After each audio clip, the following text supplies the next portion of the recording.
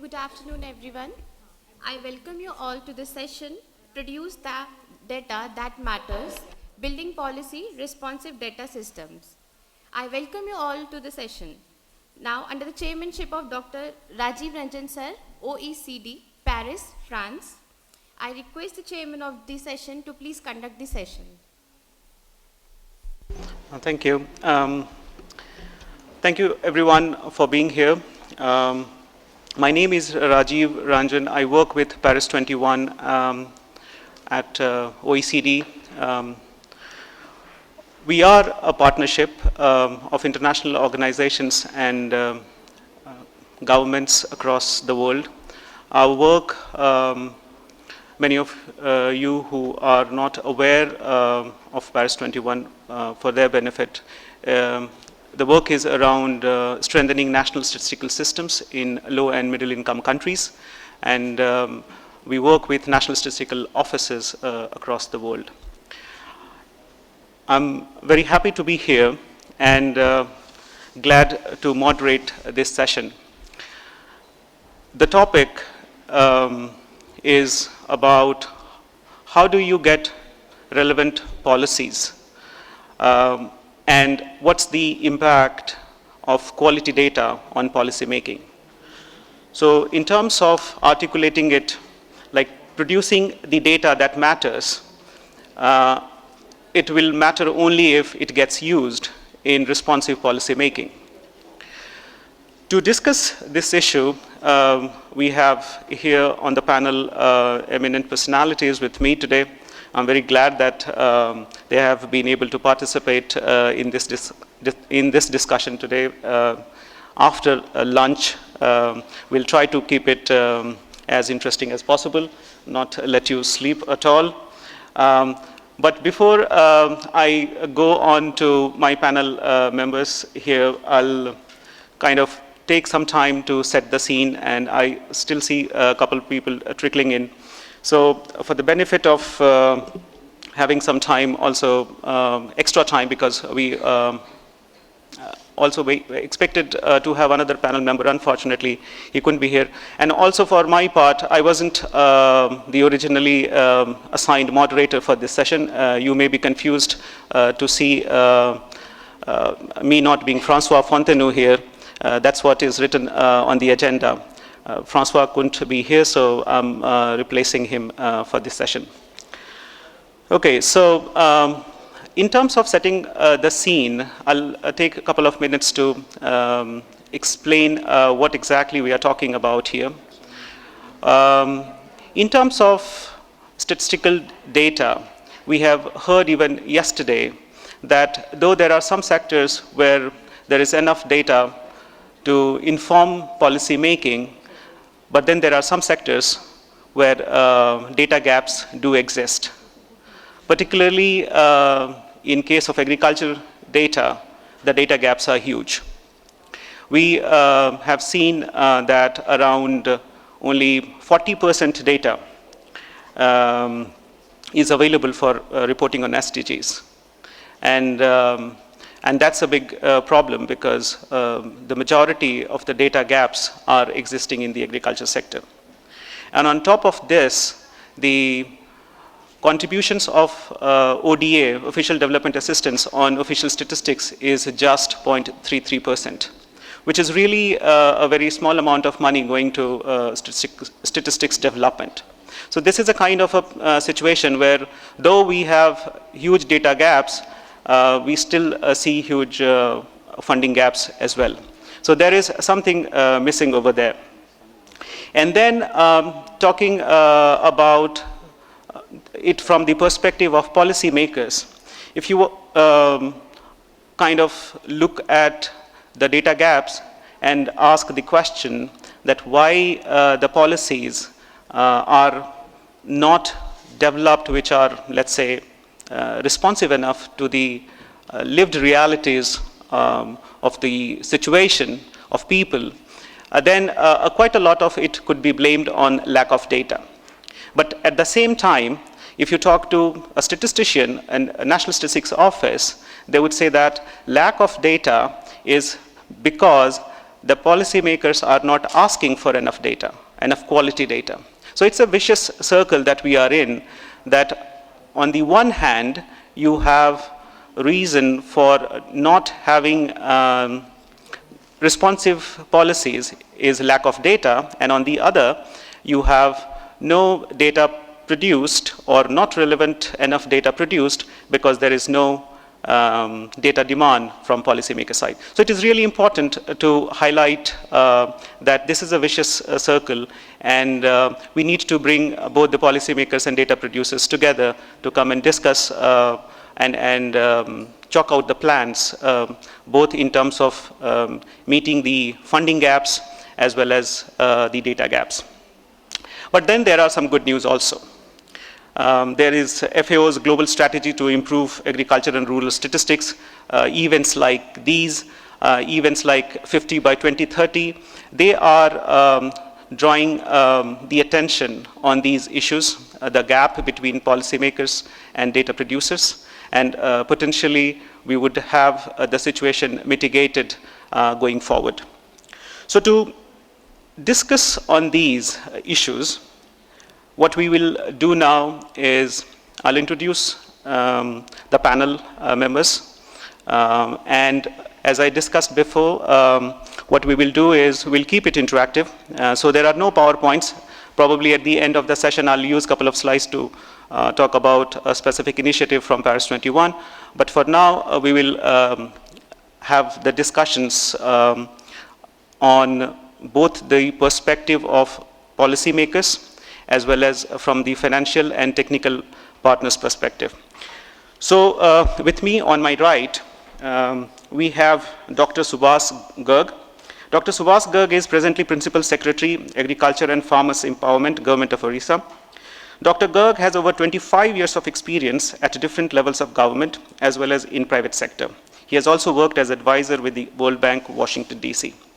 Dr. Garg holds a PhD in International Economics and Development from the Johns Hopkins University, USA.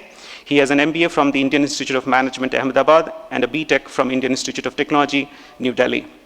He has published articles and contributed to books in different areas, including innovations in administration and corporate governance. And to his right is Dr. Puvi Mehta. We have heard her speak yesterday, also today morning as well. Dr. Puvi Mehta is head of Asia for Agriculture at the Bill and Melinda Gates Foundation. Dr. Mehta has worked with CGIAR, a global partnership that unites organizations engaged in research for food secure future, as head of Asia for the International Livestock Research Institute, and also as head of South Asia Biosafety Program, and brings a blend of Asia and Africa experiences. She has her formal education up to PhD from MS University, India, Tokyo University, Japan, and North Carolina State University, USA. Dr. Mehta has 2 books and over 50 publications to her credit. So now, with this introduction, I'll begin my questions, and they would respond to those questions. Now, Dr. Garg will make the comments based on his current work of policy maker, and to him my question would be that can you tell us why data is important to you and the policy making as such as an institution? Thank you, Dr. Ranjan. It's a pleasure to be here, and pleasure to be with a lot of data experts, statistical experts, etc. And I claim no expertise in this area. I speak from maybe a layman's perspective as a policy maker. But I must say that maybe this year is perhaps the apt time to talk of evidence-based decision making with the Nobel Prize going to the team of 3 economists who have been talking of randomized control trials leading to better, perhaps, decision making. As it's often said that once you talk of 1, 2, or 3 experiences, it's anecdotes, and a lot of decision making is anecdotal. but moment you have 100 anecdotes, that becomes statistics, and I think that strengthens the decision making to that extent. The use of data, I think there is no denying the fact that we need to have much greater use of data in decision making, and it does strengthen decision making. I don't think there is any two ways of that. But traditionally the problem has been that data is often not available at the time it is required, or it's not current enough very often. Though now with the use of technology you can perhaps get the data from the field via mobiles instantaneously, and it is being used. For example, we have these crop cutting experiments where for crop insurance you require that, and you have this mobile based collection of data which ensures that instantaneously it is available and being used. But I think one specific example I can give where data usage, I think, has strengthened decision making, and this is, I would just use the Kalia program that we started, which was a unconditional cash transfer program that we did last year in December, and the PM Kisan has also been modeled on that. We had Raitu Bandhu, which is also an unconditional cash transfer program for farmers. And a lot of the decisions that started were around farmers' distress. And if you look at the past 10 years history in India, the traditional mechanism of responding to that farmers' distress has been farm loan waivers. But I think the data that we had over the past few years, which a lot of statistical people, experts had generated, showed very clearly three aspects. Number one, that a lot of the loan waivers go to only those farmers who are actually accessing the formal system. And in Orissa, for example, still nearly half, 48% or so, of the farmers don't access the formal system, so they will not get any benefit of this loan waiver. The second issue that came up that we were able to again highlight due to the data available was the fact that more than a large proportion of the farmers who are prompt payers would have paid their farm loans in time. So if you're talking of a November-December period, there's an adverse selection that people who had defaulted would only be the ones who would gain. And the third data point we had was that over the past 10 years, we had 10 or 11 loan waivers. In the succeeding years, we had a dip in the agricultural credit being offered in those areas. So I think these are examples which helped us to look at the conditional cash transfer as an alternative mean. I just want to highlight one example because it did, in a way, change the discourse of how we are trying to address farmers' distress, and I do hope this kind of data availability and data usage will continue. Thank you. Thank you, Dr. Garg. This is supposed to be a discussion panel, so I'll keep it very informal. So, I mean, you mentioned from the policy perspective that why data is important for you. Now, let's move on to Bill and Melinda Gates Foundation. I mean, they are financial and technical capacity providers, partners in development. Why data is important for you, Dr. Mehta?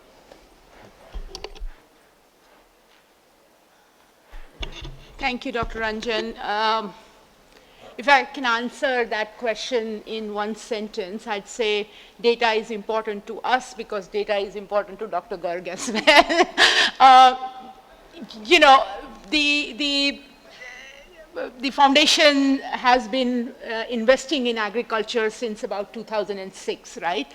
And as we go along, we are learning quite a lot out of. But one of the things that has remained consistent with us is the ambition that we have, the global ambition that we have, using agriculture as a very, very important and powerful tool to address the issues of poverty, malnutrition, nutrition and the inequalities. And so agriculture, our investments in agriculture has evolved so far. But as we go along and as we play that catalytic role with any of these systems as a very, very small organization, we have to be very, very smart about where we invest in terms of geographies also and in terms of sectors also, why we invest, what are the priorities, what are the depriorities, and how do we measure the impact of our little catalytic role in any of this. And data remains at the crux of all of these things. And so data is an extremely important tool in our toolbox, which plays multiple functions, almost like a Swiss knife to us in sort of guiding us and helping us look at our returns on investments. So, I mean, we do see that, data does make sense to have, it guides policy making, it guides funding decisions, extending technical partnerships to specific areas. And as Dr. Mehta mentioned, the catalytic role that you play get leveraged with the help of data. I'm coming back to Dr. Garg now in asking what kinds of data you use, what are the sources, and with different kind of data, how does it reflect in your decision-making process in terms of policy making? I think in terms of sources, I think we are pretty agnostic. We want whatever data would help us in our decision. But let me just give one or two examples and that would show. For us, the Kharif season, which is the summer season, if I can put it, or the monsoon season, where we have the largest sown area in the state. We do a kind of a weekly crop weather watch meeting because it's dependent on the monsoons. So we look at on a weekly basis the monsoon data. So you have the meteorological department, which gives the distribution, the intensity, and both in terms of the past, in terms of the history, and also the forecast for the next week or two, so that we can advise the farmers on what time to sow and what is to be done. So that's one data point that comes from, the monsoon data point comes from different sources, but meteorological data is no doubt the most important. The second data point we look at is what has been the progress of the crop sown, and that comes from our agricultural field officers. In fact, we are running a program which has been supported by Purvi and her team at the BMGF, which tries to reduce the time taken, so to say, between the time the data collected and data available, and that's through the mobile apps that we have. They're able to feed in the data at the ground level, at the village level, what's the sown area, and so we have on a weekly basis that. Then we have from the commercial seed companies and the fertilizer companies on what is the kind of availability of seeds and fertilizers across the state. We have 7,000 panchayats, 50,000 villages. So how many of those stockists have the seeds, the fertilizers? So you have data coming in from there. And then we have data on the credit, which the banking system provides. We review on a weekly basis what's been the level of incremental increase in the loans and the crop loans that's been given. And we get that and then we have the crop insurance, the premium collections, etc. So it's a host of data, and we monitor it on a weekly basis. So I think, and because we get this data, we are able to provide advisories through the mobile system. We have more than 600,000 farmers on our mobile systems, so that we send it to the opinion makers in each village and expect that the message would go. And I forgot one area, which is pests. What's the status of pests? So people are able to upload photographs, and our experts are able to have a look at it and advise them what pesticides to use. And we do this on a weekly basis. So as you can see, the data sources are many, but the focus is one, the farmer, to ensure that the crop, there's no danger to the crop. Just a follow-up question on this, Dr. Garg. In terms of using different sources of data, You can have various kind of interventions, as you mentioned, and also the focus on the farmers and many other decision points. Specifically, if you can highlight a bit on the decision-making cycle, or rather policy-making cycle. When it is time to draft a new policy, does data differ there than when you are monitoring or evaluating once the policy is implemented? I mean, do you see a difference in kind of data that you use in the policy cycle? Yeah. Absolutely. In fact, we just drafted our agricultural policy 2019, and we do it every 6 to 7 years. The previous one came out in 2013. Before that, it had come out in 2008, and so and before we started this round of looking at the revised policy, we had a team associated with us. I think Dr. Mehta in the morning mentioned about the ADAPT team that works with us. And we had one of the economic think tanks. I don't know whether anyone is here from ICRIER. Some of the scientists and data experts from there were with us. And they did an analysis over the past 20 years of the main drivers for agricultural farmers' income. And it was seen that there are essentially 4 buckets, if I can put that, which lead to, and we are focusing on small and marginal farmers, which we define for those people outside India. Any farmer having less than 2 hectares of land is a small farmer. Any farmer having less than 1 hectare of land is a marginal farmer. And 92% of farmers in Orissa are either small or marginal. So we had this group looking at over the past 20 years. They looked at data from 2002 onwards and looked at what are the buckets of income for a farmer. Obviously, one was crops. I mean, various crops lead to that was around 1/4 of the income comes from there. Interestingly, about 30% of the income, and that was in fact the fastest growth over the past 2 decades, was from animal husbandry activities. That is dairy, that is fishery, that is, and the fastest growth was also in that sector. In fact, in Orissa, we've doubled the farmers' income between 2002 to 2012. And one of the main reasons for that is the income that has increased from the fishery and the animal resources sector. The third bucket was related to wage labor, and that's expected because you have the Manrega program, the Rural Employment Guarantee program. And the fourth bucket was from a mix of other non-agricultural activities, but also some kind of value addition, processing, etc. And that also showed the highest buoyancy. So in fact, in the coming agricultural policies, the 2 areas that we are focusing on is the animal resources and fisheries sector. And the other one, which is obvious, is obviously much more on the marketing side, on developing linkages.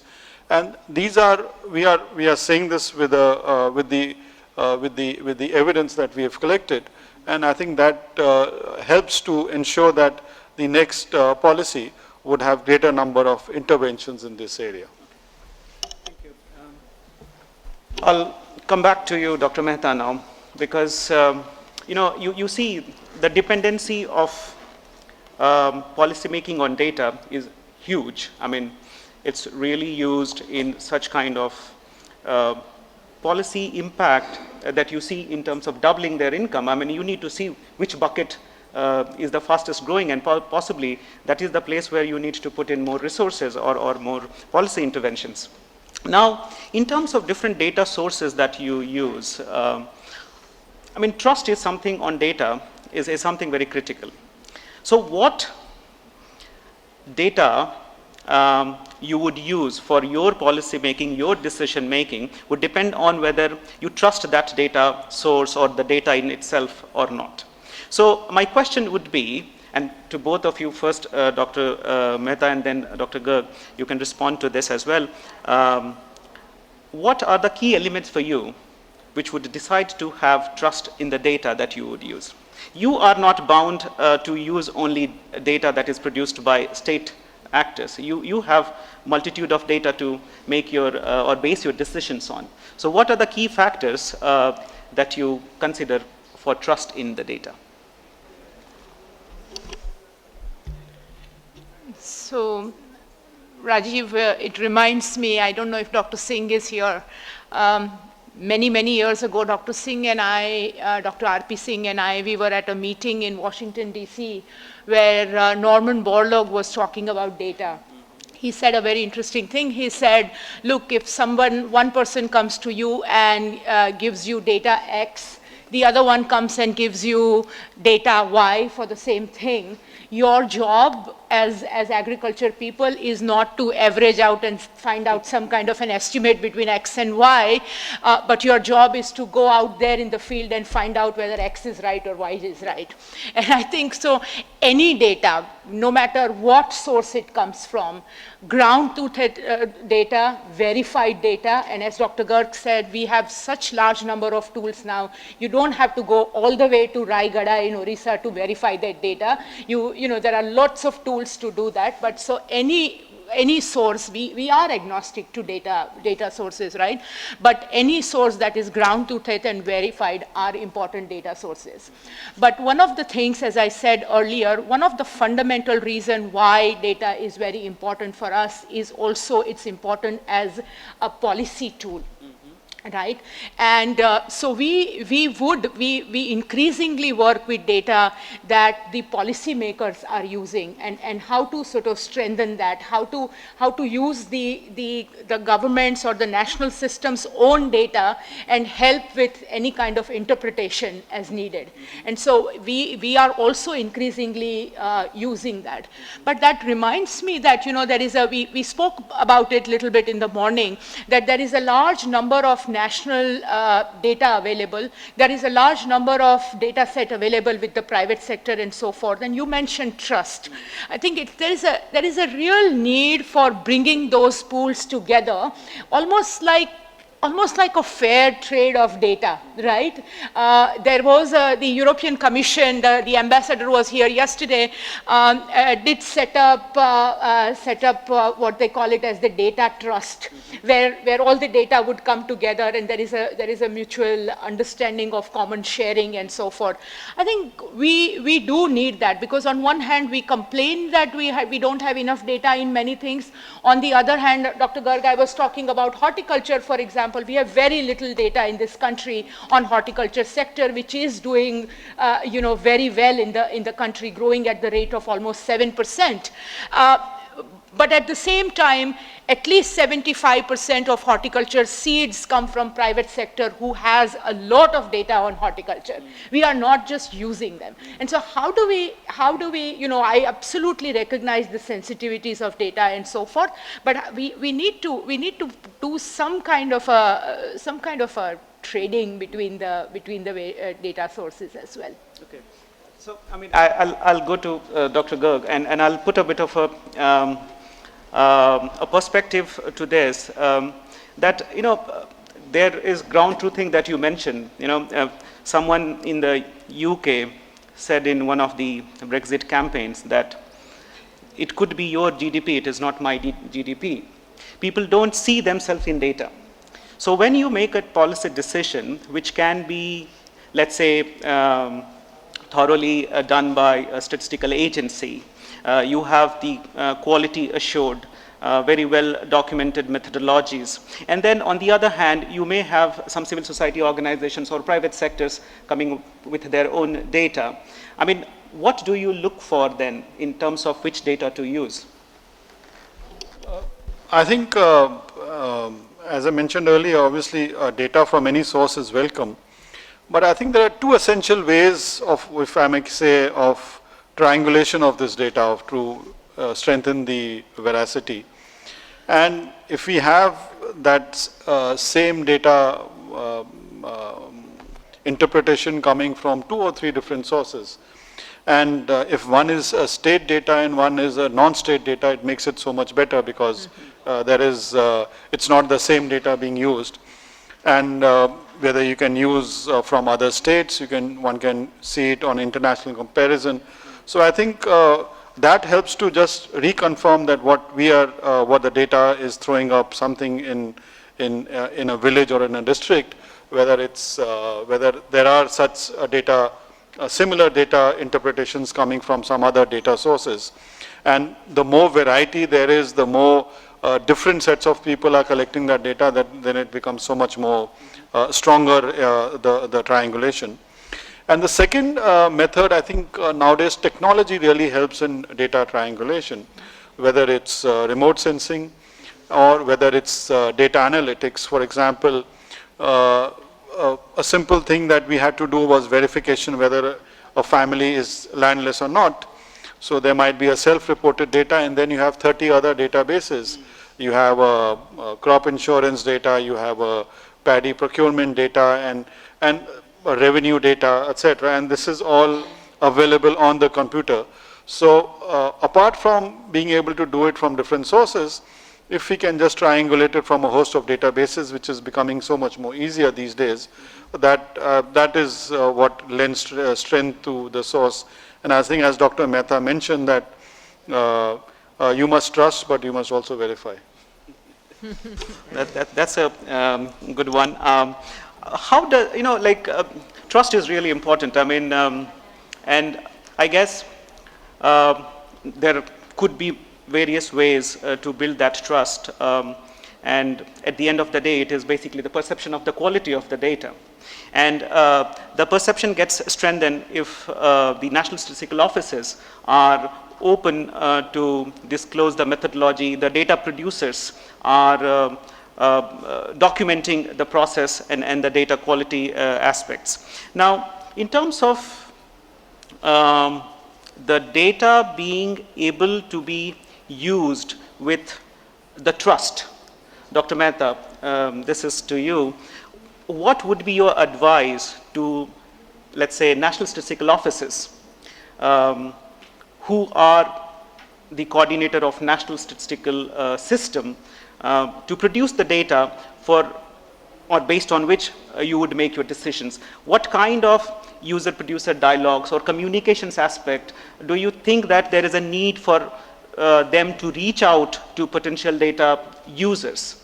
I mean, you represent one set of data users who are making your funding decisions based on the data. One set of users is Dr. Garg, where the policy gets affected. I mean, and you said that, I mean, whatever they are using, you would like to see that data to be used by you as well.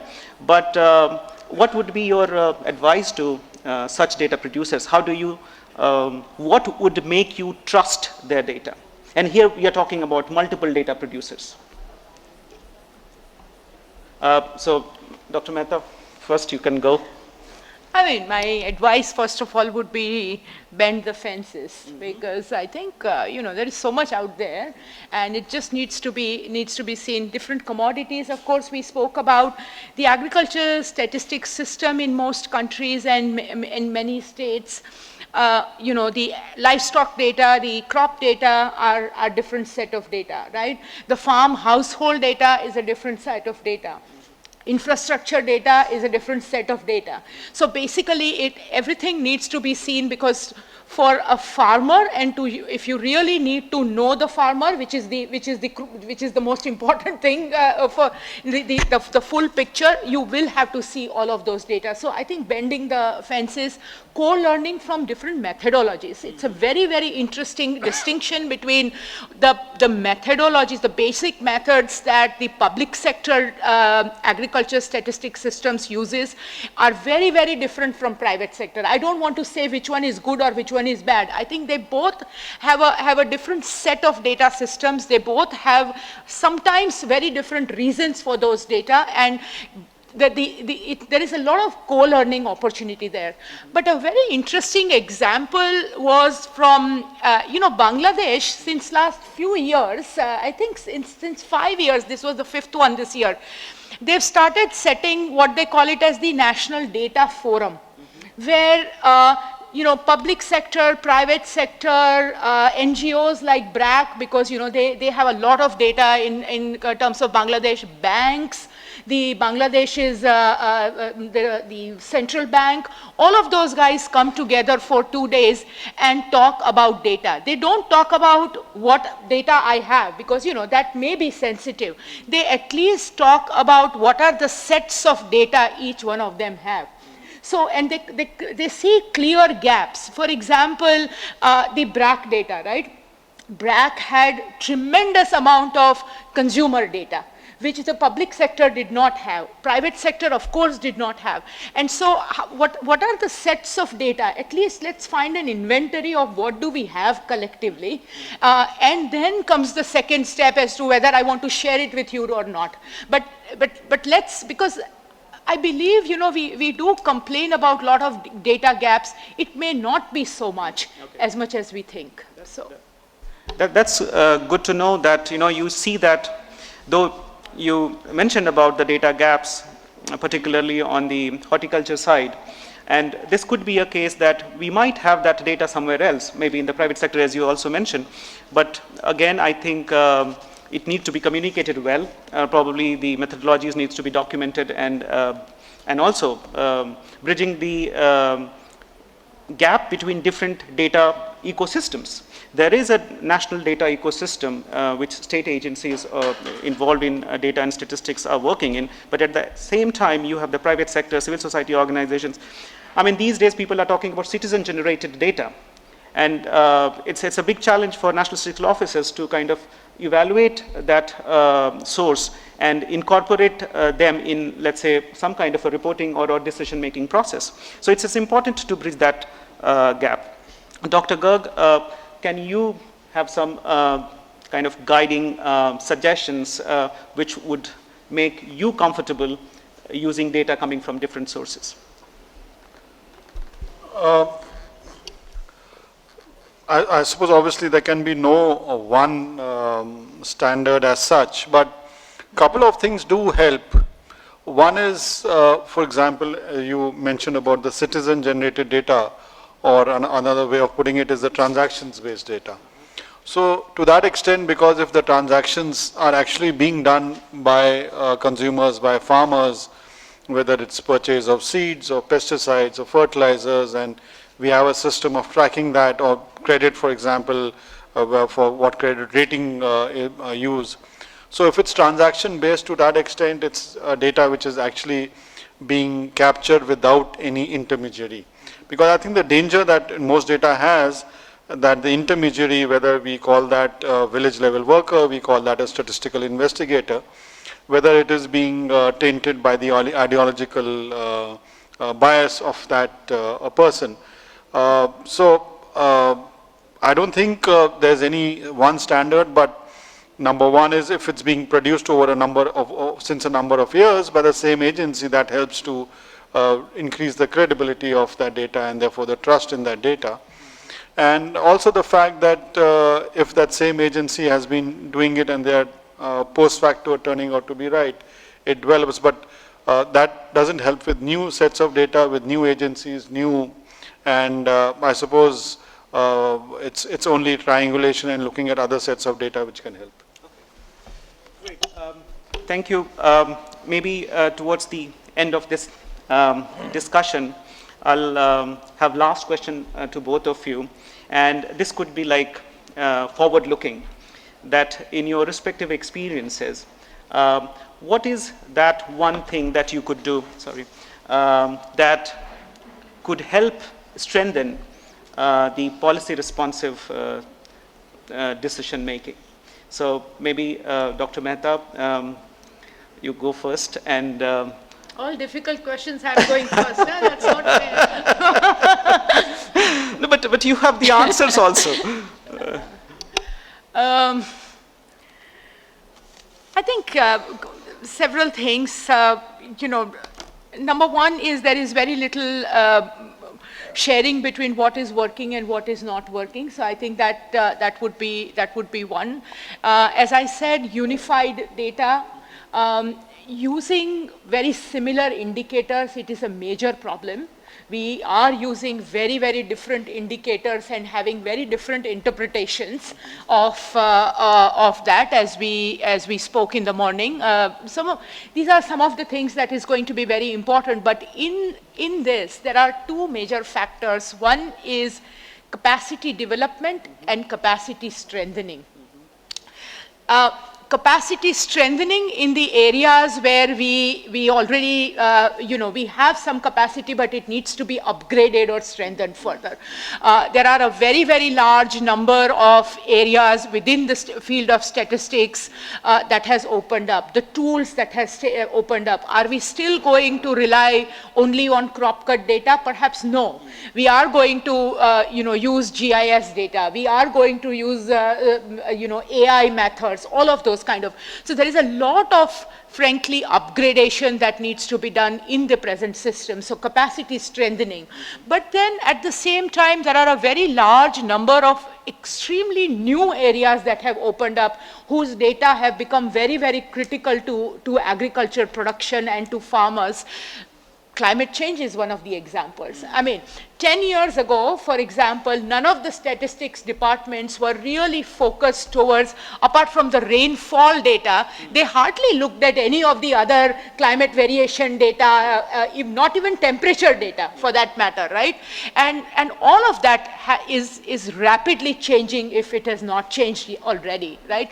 And so we will need a completely new set of capacity to be able to, because I think the whole, the problems that we are trying to solve has evolved.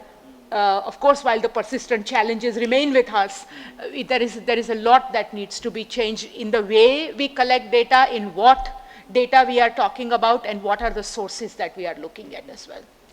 Okay, I mean, this is a positive outlook towards the future, that you have complicated situations emerging, and because of new players, new sources, probably new measurements are required. But as you say, capacity development could be one key areas of intervention, where interventions made there could strengthen a policy responsive system.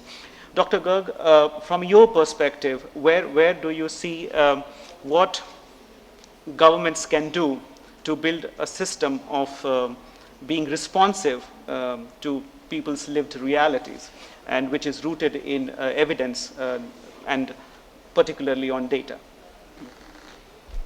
I think a couple of things. I think we'll have to give a lot more importance to, if I can put it, data architecture, on how we are storing that data, how we are retrieving that data, and what are the, how we can compare two sets of data, because otherwise you might have the same issues, but because there's no comparator. So a lot more on data architecture. The second area which I think we will need to give a lot more focus is also the fact that as technology advances, our statistical models have traditionally been linear input-output. But with the use of data analytics and artificial intelligence, a lot of non-linear and a lot of complex relationships can actually be forecasted, can actually be predicted, so to say. Monsoons is one wonderful example where you have more than 68 sets of data which the IMD uses, and if you look at it, they have 200 sets. So a lot of the future would be using data analytics and artificial intelligence. And the third is that a use of this data would also be on a remote basis. For example, whether it's actually, you might actually be able to remotely control the fertilizer applications, or even use data based, which is remote both in terms of collection and remote in its usage. So I think what will really determine a lot on the usage and the ability to use that would be to ensure that we are able to use technology and incorporate technology, streamline mainstream technology in data collection, data usage, data processing, data interpretation. Okay. Now, I mean, this is quite significant here, and I see the perspective emerging in both your contributions, is that on one hand, when the situations are getting complicated, You also have multiple sources of data. Digitalization has taken place of many processes, and possibly that is resulting in new data sources which can then be required to be used in decision making. But at the same time, on the policy making front, you need to have also capacities in terms of consuming that data, in terms of making sense of the data coming from different sources. I mean, why light intensity data could be a source of economic activity apart from GDP data, for example. So different interpretation, or in terms of synthesizing data from different data sources, that capacity needs to be built on the possibly on the policy making side as well. Thank you so much for contributing into this discussion. Please give the panel members a round of applause. This was a good discussion, I think. But as the panel is planned, it was never meant to be India-centric discussion. It so happened that I have on my right both the speakers on India-specific cases, but I have also with me a guest on the panel, but before I move on to them, I must thank my panel members. Be seated here. I mean, once my other guests make their presentations, we'll open the panel for questions, and then we take questions and we respond to those. On my left is Michael Steiner from FAO, World Bank. Yes. Multiple hats, but he is based in Rome, Italy. He is working with the initiative called 50 by 2030 for data smart agriculture. He is also the chair of International Statistical Institute Committee on Agricultural Statistics. I'm very pleased to have Michael with us today, and I'll pose the question to him, which would be, how do you scale up these initiatives which are required to build or strengthen the policy, the responsive policy system, or systems which are responsive to the realities or the challenges? So thank you. I've been working on international agriculture statistics for about 30 years, and I think I've worked in over 50 countries. So what I'm speaking about is based on my experience of over 50 countries, not just in India. But anyway, so the first thing you need to do, there's the expression, begin with the end in mind. You need to decide what data do you need to produce. You need to decide what data. You need to decide the frequency, how often the data is produced. You need to decide the level at which the data is produced. By that I mean, is it national? Is it regional? Is it even smaller than regional? So as you start working anywhere in trying to scale up, you need to really think about what to scale up to. Begin with the end in mind, or as you've probably all seen the movie Forrest Gump, he said, if you do not know where you're going, you'll never know when you get there. So we need to think about that, and because that's a key thing. But also, as you think about that, it's not just about producing the data, it's about producing the data that matters.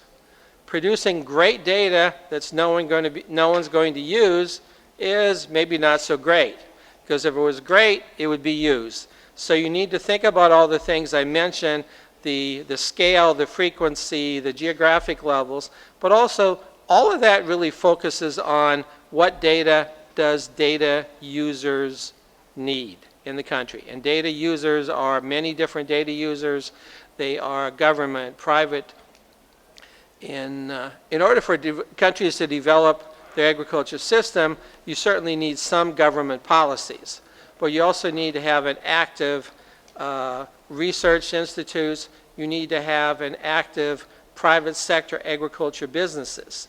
If there is no high quality seed in the country available, well, that's going to have a big impact on crop yields. So You need to have the data that the seed company and the tractor company and things like that also can have, so they can help contribute to their portion, which will help contribute to the development of agriculture. So, and often when you think about what you want to do, the question comes down to really how do you increase agriculture production? So, I mean, there you're going to need some data. You probably need it at a national level, at a regional level. So I think as we start thinking of new data, at a minimum you need to think you need national level data annually, and you need some regional level data. Because if you're looking at policies, whether you want to increase the crop yield or anything like that, you will need to have some data at a regional level.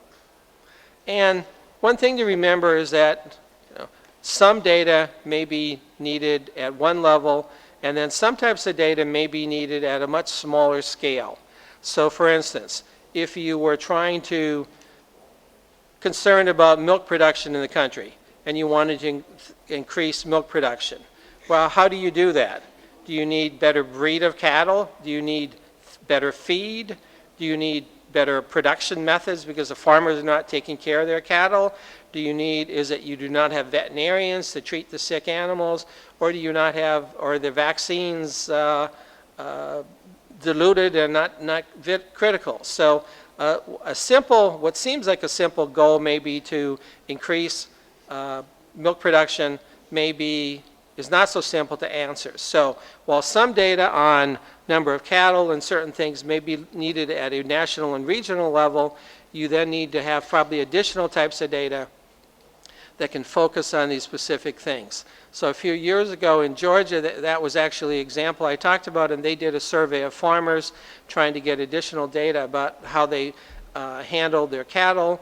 And then also this now in the new 50 by 30 initiative, there's a module called the production methods module, which gets types of data that I'm talking about. And this data does not necessarily have to be collected even annually, and it may need to be a smaller scale survey because collecting this data is very difficult, but you still need to have some type of data like that. But when we talk about data, I mean, it needs to be consistent because you want to be able to compare data from year to year, and you want to be able to compare data from region to region. But to do this, everything you're doing, always remember, the data is only good if it's needed and if it will be used. So there's been several mentions to the 50 by 2030 initiative. So what that is, it's a new United Nations initiative. It was actually launched in the United Nations General Assembly, which to the best of anyone's knowledge that I know, that was the first time agriculture statistics ever made it to the United Nations General Assembly. Also, this program actually just officially started on July 1st. But tomorrow morning in the plenary session, 9 to 10:30, we have a session about that. So you'll learn more about that, the details of the initiative. And one thing in the initiative is there's a data production component, there's a data research methodology component, and there's a data use component. Because typically, I think often statistical agencies are concerned about producing the data and are not necessarily that good at using the data, or they take the position that, well, other people use the data, we're just producing it. Well, yes and no. Technically that's correct, but if you're going to get increased funding to produce your data, unless someone's using it, that's probably not going to have a happy ending. So basically, when we think of data, it needs to be accurate, timely, consistent, and relevant. And often, right now, in many countries, and I'll give an example, countries, data exists.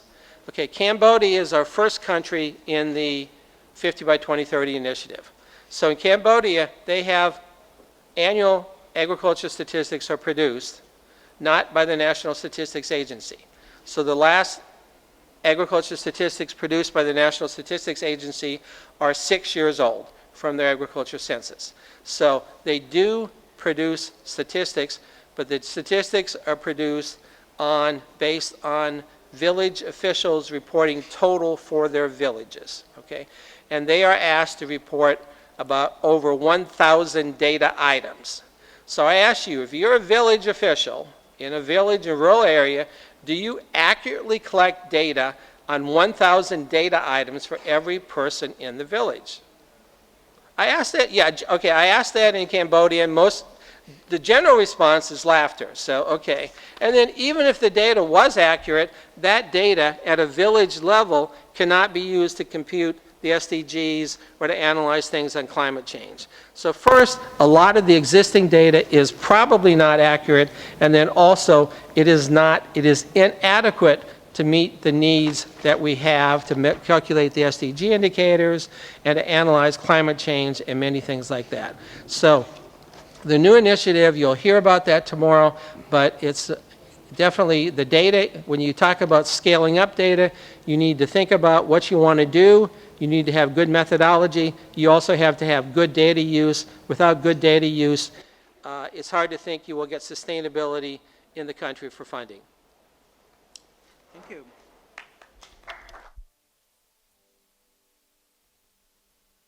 Sure, there are a couple of, it's a mix, right? I mean, on one hand, you need such kind of concerted efforts to scale things up, not only at global level, but also at national and subnational level. And it is not only funding, but I guess a lot goes into also methodological aspects of what data quality and related issues of quantity of data. Okay, so moving on to our next presentation, with me on the panel is Mr. Hemraj Regmi. He is a government statistician currently working at the Central Bureau of Statistics of Nepal government. He is currently the Deputy Director General responsible for Economic Statistics Division. In his professional career of more than 25 years in agricultural statistics, he has worked with the CBS, the NSO of Nepal, Ministry of Agriculture, and also with Food and Agriculture Organization. He has a master's degree in statistics and currently pursuing his PhD in food security analysis from Tribhuvan University, Nepal. So, Mr. Regmi, tell us something about the policy relevance of the unique work that you are doing in Nepal, which is about using establishment-based statistics in agriculture. Thank you very much, Rajeev. Distinguished audience and respected persons on the dais. Let me start from the key question that why do policymakers need data? As we all know that the policymakers need data for the policy formulation, policy monitoring, policy analysis and evaluation. If I talk about the agriculture perspective, then again the same thing will happen. The agriculture policymakers will again need data, one for the national perspective and another for the international comparison, like SDG and other regional initiatives. Let me explain a little bit about my country, Nepal also, where agriculture is dominant. Still more than 25% of the national economy, the agriculture contributes on the GDP. Around 2/3 of the people are engaged directly or indirectly with the agriculture, and most of these agriculture holdings are subsistence in nature. They are small. To graduate from LDC to the developing countries within 2022, we also have agriculture policy, we have agriculture prospective plan, we have agriculture development strategy. And for all these documents, they have already been formulated with the assistance of the available data. But for monitoring them, for evaluating them, and to know what is the success rate, at which level we are at the present, we need all these evidences. And you all know that the evidences, the statistics basically come from 3 sources. Traditionally, the first source was the censuses, the population census, in which agriculture module was used to be inserted, like what is the size of the land in your holding, in your house, or what are the livestock that you have reared. It will give us the amount of the total area cultivated in the country as well as total number of livestock. They are inside the country. Similarly, there are some surveys, basically the seasonal surveys, ad hoc surveys or some annual surveys who will give us the data on the current agriculture statistics. The area, production, productivity, irrigated land or some other factors which are changing in nature. The census will basically give us the structural data, but the surveys will give us the current data, which are frequently changing, like even the precipitation data, temperature data, production data, crop and disease infestation as well. Recently, the focus of the country has gone to the economic development. The national plan has taken target for the double-digit growth, more than 10% growth rate in the coming years. Then for this purpose, we have to shift from subsistence agriculture to commercialized agriculture. That is the priority of the present of my country, of the government of Nepal. And then to do that, these traditional sources of the data are not sufficient. For example, the data that come from the agriculture census, they are holding based. We define holding with having some crops, growing some crops, rearing some livestock or doing some fishery or some forestry activities. These are not sufficient to know about the commercialization of the agriculture at the national level. Same happens with the current agriculture statistics as well. The current agriculture statistics generally gives us the information at the farm level, not even at the holding level. That's why the new sources, we have also listened from the previous presenters, previous panelists, that this open data initiative is also emerging in many situations, which is more technology based, technology advanced, and it's very difficult to utilize all these technologies very easily in a country like Nepal. Even we cannot use remote sensing very effectively due to the terrain, due to the mountainous terrain. The images may not be accurate like in the plain areas. That's why even the NDVI value that we receive for the crop monitoring, even they may not be accurate. That's the situation in the mountains and hills. That's why to produce the reliable indicators for the policymakers, those who are working on the agriculture sector, those who are working on the National Planning Commission, we have also focused on generating data from other sources, and the other source is the establishment based agriculture.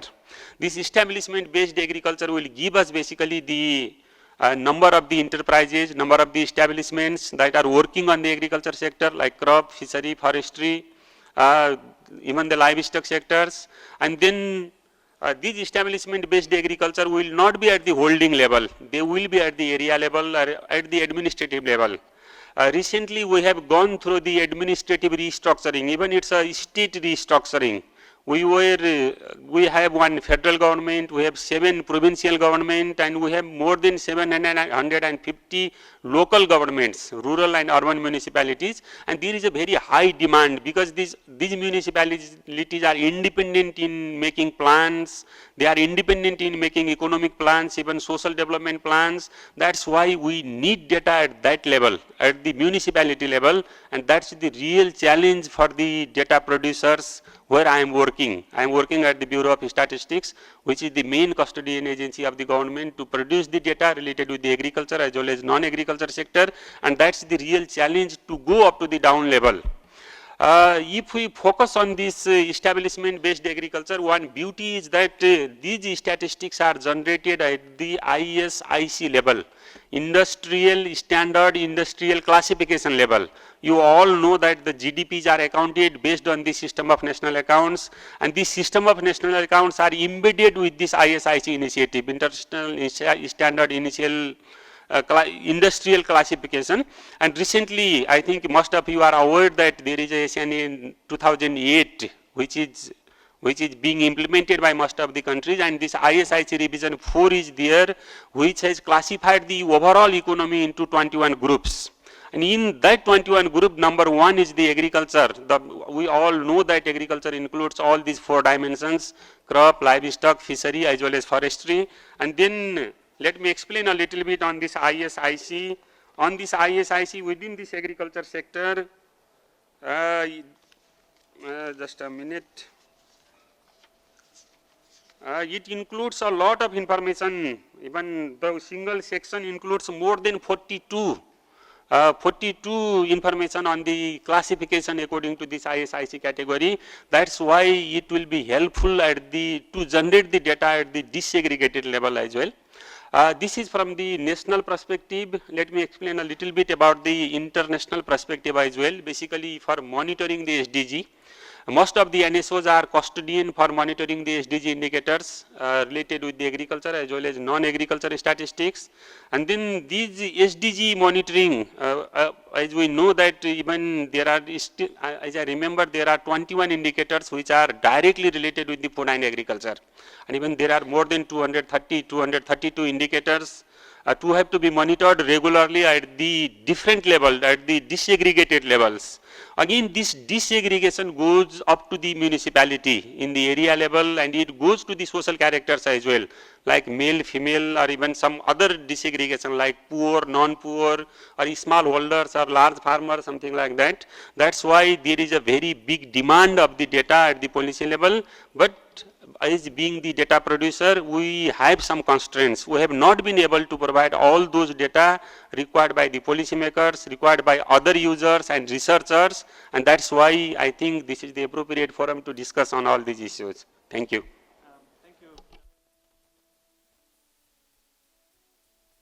Sorry, please give him a round of applause.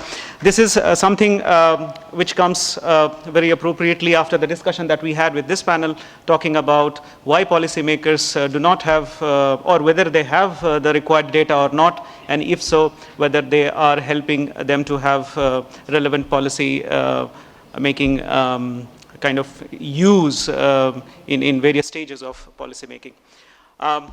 Here I change my hat. I'm also a presenter, so I'll use a couple of slides actually, and this is good that no one has used slides, so I get your maximum attention on these. Can I have the slides, please? Or yes. So as Paris 21, we work with countries to help them develop capacities in terms of producing data that is demanded. So it's a demand-driven data production system that we are talking about here. So we have been working with a tool, but much before the tool, there was, there is a system where national statistical offices are developing NSDSs, or National Strategies for Development of Statistics. These are typically 5-year strategic plan for national statistical offices to come up with plans for producing data that is needed and demanded in various policy documents. Now, the policy documents that I'm talking about here are could be national development plans, could be SDGs, global development monitoring frameworks, or regional frameworks.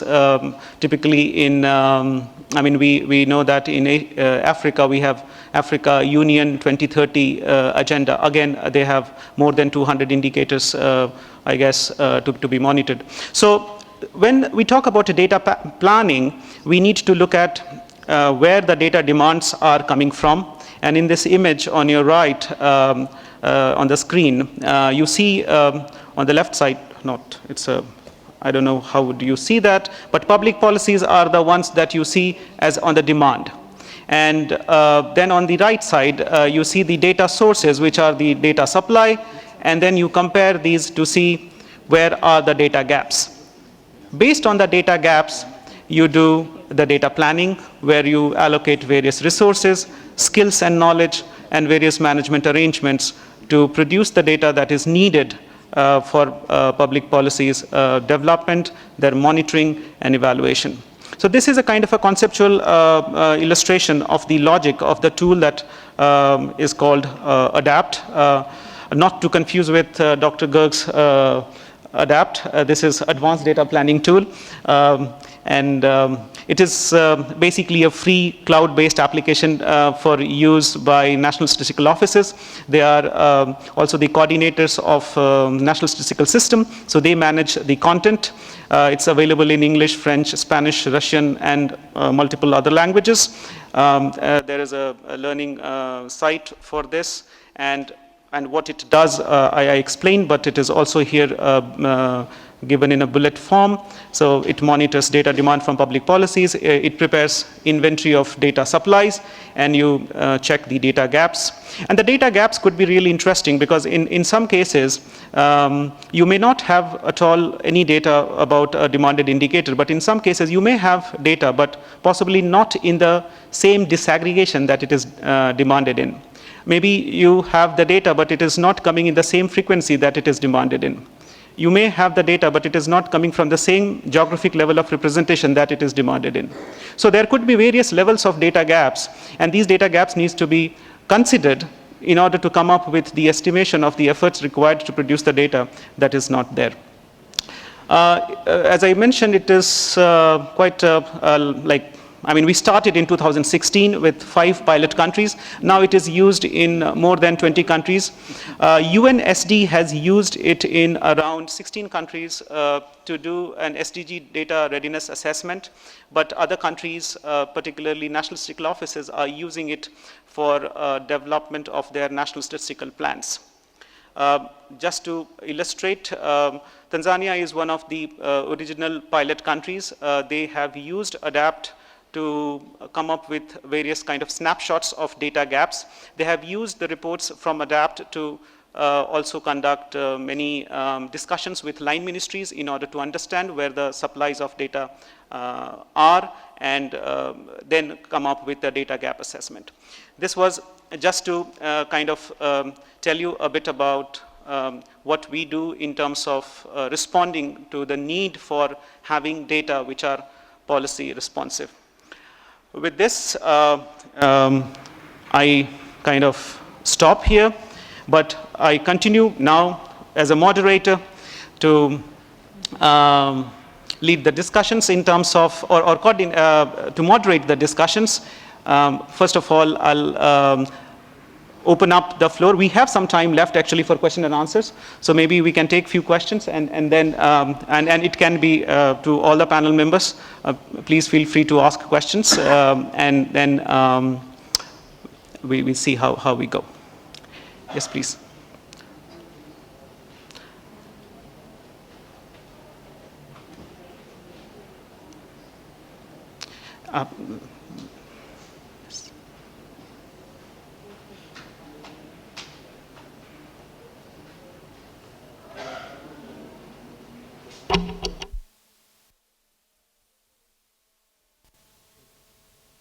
Am I audible? Yeah. Many thanks to the esteemed panelists for providing their valuable experience. Actually, I have one query basically, or one opinion of policy makers like Dr. Garg on his remarks on trust and trust the data source and verify from the ground. I'm a researcher at Indian Council of Agriculture Research, and we sometimes feel a disconnect between the macro level aggregates and the micro level data. So sometimes the trends which are provided by the macro level aggregate figures are completely different once we go and verify to the ground level. And we get the plausible answers for those type of things. Sometimes the statistician says that maybe the ground representativeness is not there, or the definitions are not there. But the queries remains the same that why there is a macro-micro disconnect in the implications or the inferences out of the data. So my specific query is that does the policy makers like a principal secretary like Dr. Garg, do you also face some sort of this macro-micro disconnect, because you really have to take into account both macro level indicators on the trend as well as the ground realities at the field level while implementing and planning your policies? We can take a few more questions if there are. There is one from here, and then probably there are 3 questions, and then we move on to responses.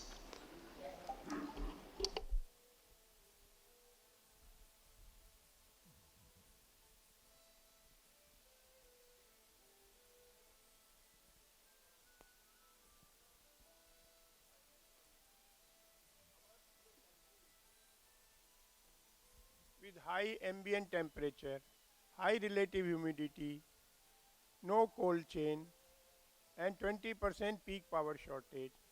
The effect of this fourth factor is 100 kilogram fruit vegetable we grow, 80 kilogram goes to waste. There is a national task force on perishable agriculture commodity, Government of India, Ministry of Agriculture, of which I was a member, trained across the world. But there is nothing on the ground except whole of India is deprived except some units in Maharashtra. Some of this system, it pains me a lot with your data and working with the farmers. Thousands and thousands liters of milk goes waste. I can show you the photographs because the prices have come down. Thousand and thousand tons of tomato gone to waste on the farmers are dumping. Same with onions. I fail to understand there is something wrong somewhere. I mean, it is so, every day I can show you newspapers that whole poor tanker was emptied of milk by the farmers, the tomato thrown, the potato thrown. If there is something wrong in our system. These are my simple questions to all of you. Thank you for your question.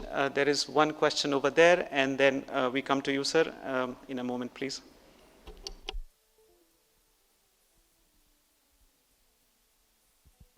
This question is for Michael, specifically from your experience across 50 countries that you've worked in. Which countries do you think are doing the best, not just in terms of data collection, but using it for policy making? And what do you think they're doing differently which the other countries should adopt? And probably a follow-up to that, what are the reasons that these models are not as interoperable as they should be? So if a country is doing well, all the countries near with the similar geographical patterns, etc., should be able to adopt those models. Why is it not happening? And I think there was a last question over there, gentleman in blue. Yes, please. And yeah, probably after this we can start responding. Sir, my name is Dr. K.P. Suresh from Bangalore.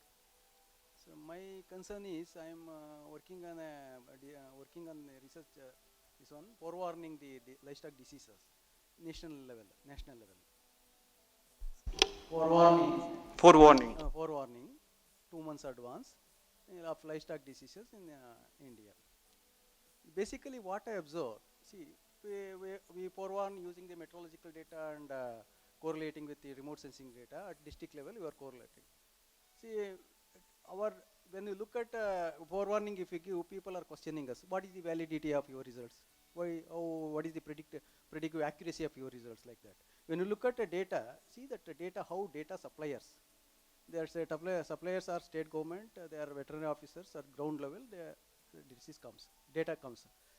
When you look at the data, so what is happening is, data they are not supplying correctly. Under-reporting, non-reporting, they don't want to report, because if any report is there, they will get a problem. Vaccination happens, diseases are occurring, but they don't want to report. Why they question statistician who predict, apply model, somehow predict it, why they don't want to question their data itself? That is a problem.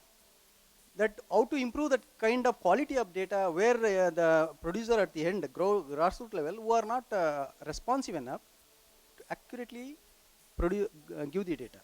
Such kind of things are there in the system. Okay, thank you. I think we can start with the responses. Dr. Garg, you had a question from the gentleman about macro-micro disconnect. Yeah, I'll just respond to that one. I think we also, just two things I would say on that is, number one, I think the purpose of the macro data and micro data are very different. The usage is very different. So I suppose when you aggregate data, a lot of maybe details are lost, but a lot of other issues come out much more starkly. As I mentioned about when we're talking about the policy and how incomes are there. I think it would not be correct to try and see a one-to-one correspondence between a micro level data and a macro level statistic which comes in. And in fact, when I started my talk, I talked about anecdote and statistics. So anecdotal data provides the detail which is required in many cases, but I think the macro level statistics provides the perspective which is required in different issues, and I think I'll just leave it at that. Thank you. Dr. Mehta, Looking at the question here, a gentleman asked about, maybe you can start with that.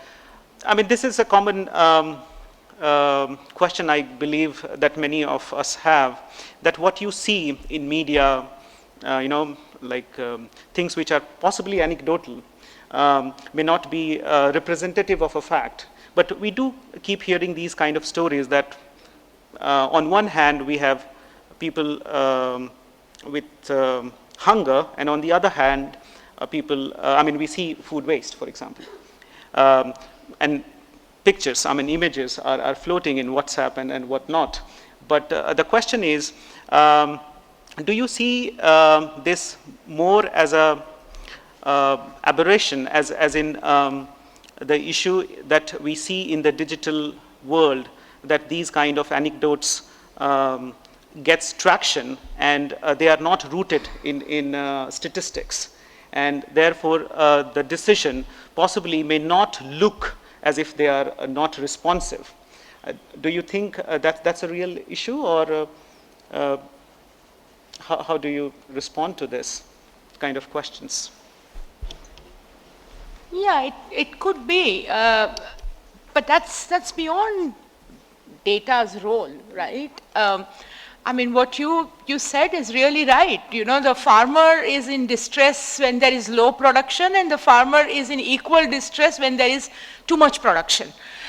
So unless you tie that up with markets and all that, so absolutely we realize that. But 2 points. Number one is I was noting down when Professor Chand of Niti Aayog yesterday was talking about how much we don't know about the food waste. We really don't know, right? Because if we see, say, for example, a state of Bihar, in the Bihar rural household, which 80% of them are, about 30% of the food is self-consumption.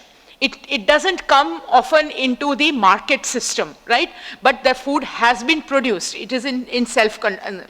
Out of the food that came into the market system, how much it is wasted, how much it is sold in informal market, which at least 70% of it is, all those data are to be correlated and to see exactly how much is the food waste. Or again, I'm not saying that the estimates that we have is right, but the question is, let's not underestimate or let's not overestimate.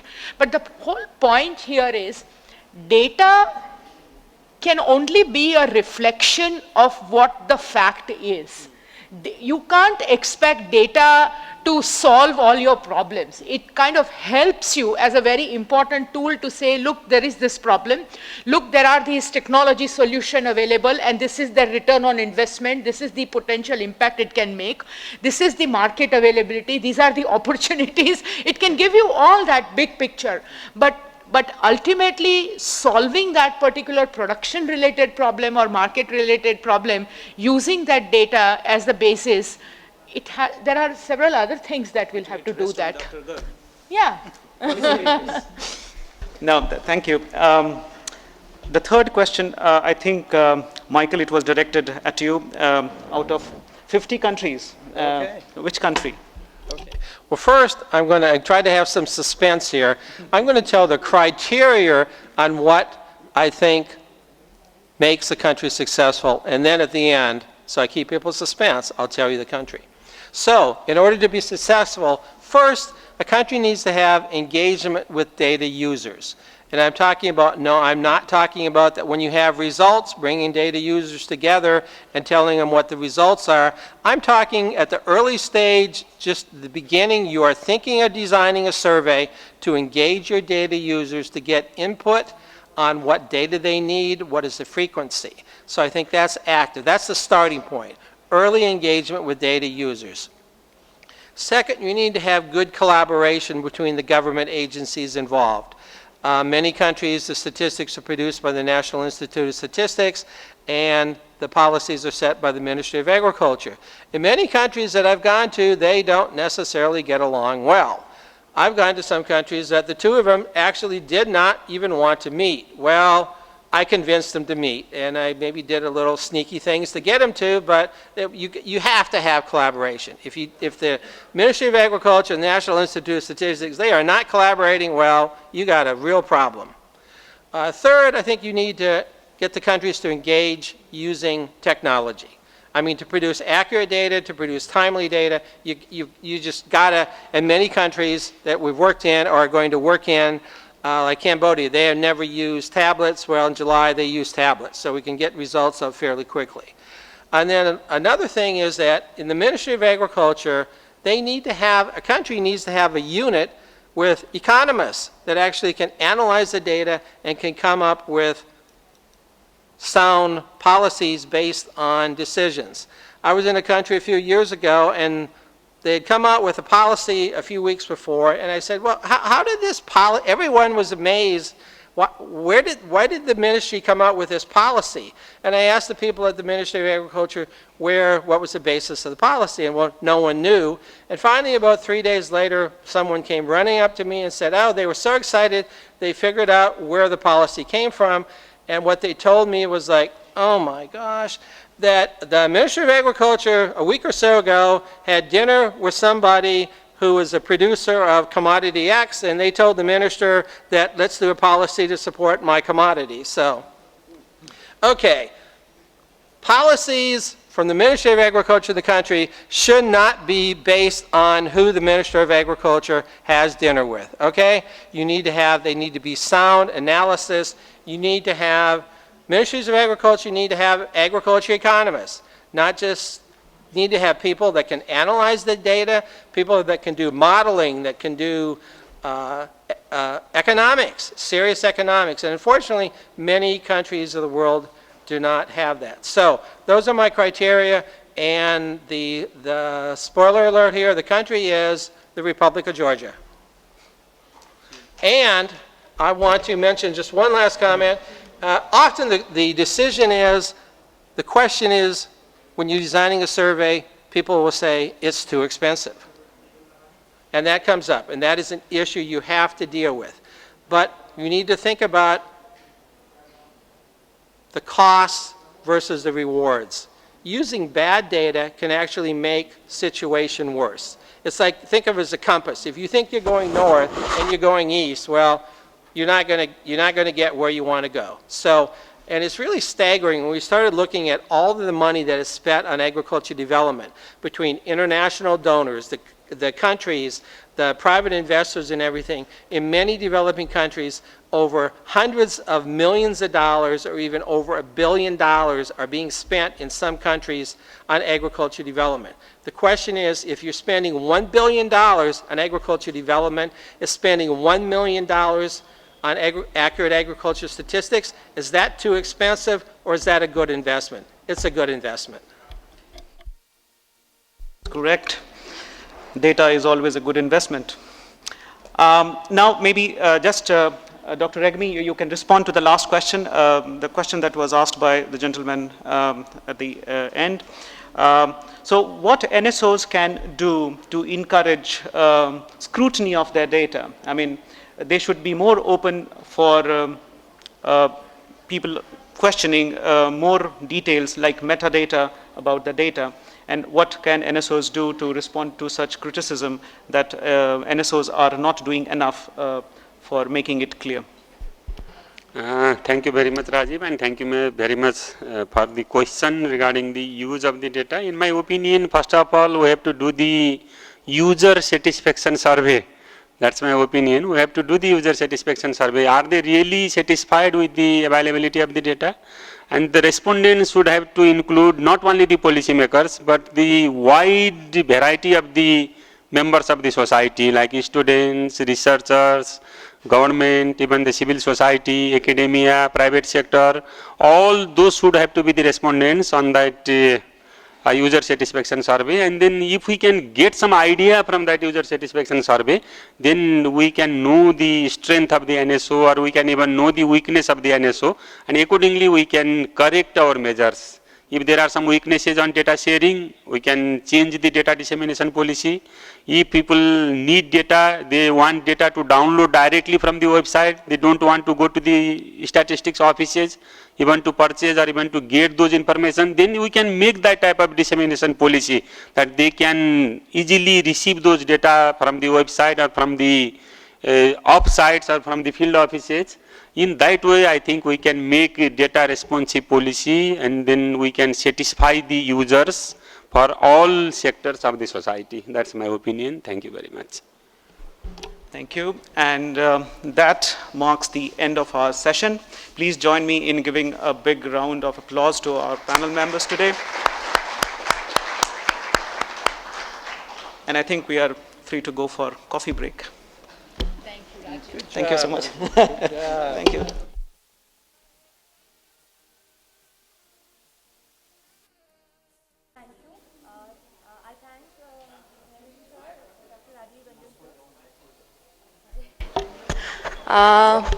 Thank you. Thank you, Dr. Rajeev Ranjan sir, for conducting this session. And now I invite you all for a tea break outside. Thank you.